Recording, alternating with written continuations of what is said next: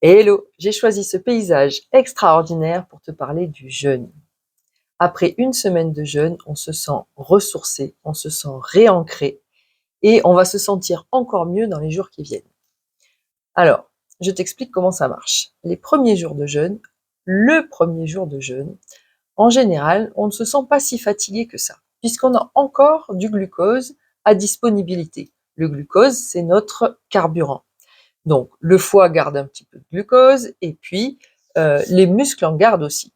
Donc, entre 12 et 24 heures, on a encore un petit peu de glucose, encore un petit peu de jus. Tout va bien. Ça se complique le lendemain. Deuxième jour de jeûne, on se retrouve avec un peu plus de fatigue. Le corps doit se débrouiller pour trouver du glucose quelque part. Le foie connaît bien son travail. Il va aller demander du déstockage de graisse. Et donc, ce qui est pas mal avec le jeûne, c'est que ce sont les graisses abdominales qui vont être libérées en premier.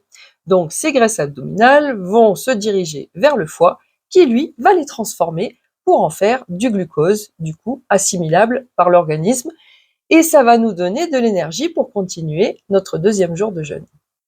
Le troisième jour de jeûne, ça se complique un petit peu. Il va falloir trouver des protéines.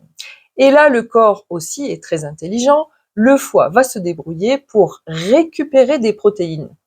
Il y a plein de cellules qui sont vieilles dans notre corps et qui sont prêtes à être recyclées.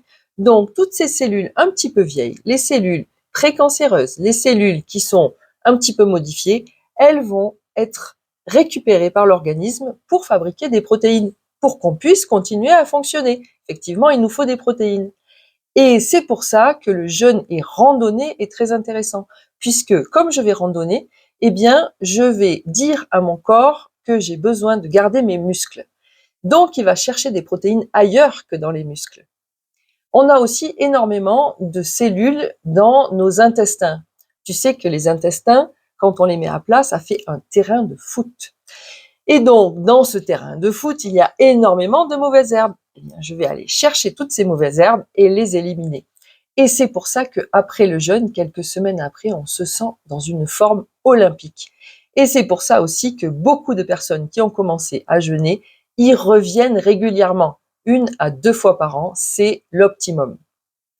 Et après, le corps se met dans une habitude. 4e jour, 5e jour, on est un petit peu faible.